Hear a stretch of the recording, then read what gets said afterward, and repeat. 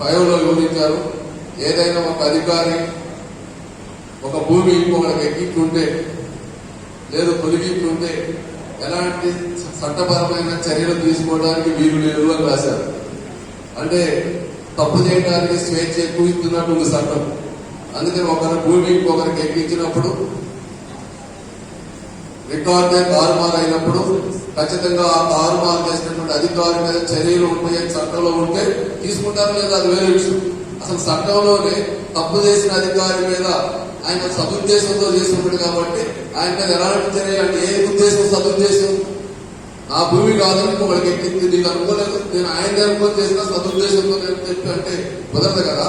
అందుకని అసలు చట్టంలోనే చర్య తీసుకునేది లేదని రాసినప్పుడు చాలా బీఆర్ఓలకి ఎంఆర్ఓలకి ఆర్ఐలకి చాలా స్వేచ్ఛ వస్తుంది. కాబట్టి అట్లా ఇవ్వడానికి వీలు లేదు. సెక్షన్ 15లో రూల్ 14లో పొందపరిచినటువంటి అధికారుల మీద కూడా ఎవరైనా తప్పుడు డాక్యుమెంట్ తీసుకొచ్చి తప్పుడు పద్ధతిలో రిజిస్ట్రేషన్ పాస్ పుస్తకం పొందినప్పుడు చేసిన అధికారుల మీద కూడా ఖచ్చితంగా చర్య ఉండే పద్ధతి ఉండే తప్ప సామాన్యుడికి ఈ చట్టం రక్షణ ఇవ్వలేదు. అది ఖచ్చితంగా చేర్చాలి. గవర్నమెంట్ ఆ సవరణ చేయాలని చెప్పి సెక్షన్ 15 సవరణ చేయాలని చెప్పి కోరుతా ఉన్నాం. అదేవిధంగా అప్పీల్ వ్యవస్థ అంటే ధరణిలో లేనటువంటి అప్పీల్ వ్యవస్థ పై అధికారులకు ఇచ్చారు.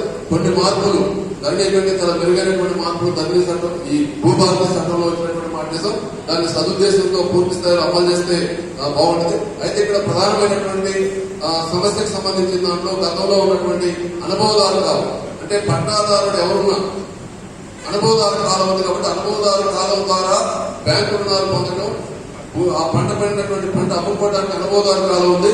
ధరణిలో అనుభవదారు కాలం ఎత్తేసిన తర్వాత చాలా సమస్యలు వచ్చినాయి. ఇప్పుడు మన వైరామండలంలో వ్యక్తి సమస్య కాదు, సామూహికంగా తాడిపూడి రెవెన్యూలో నవాబు నజీరుద్దీన్ భూములు ఉన్నాయి 400 ఎకరాలు.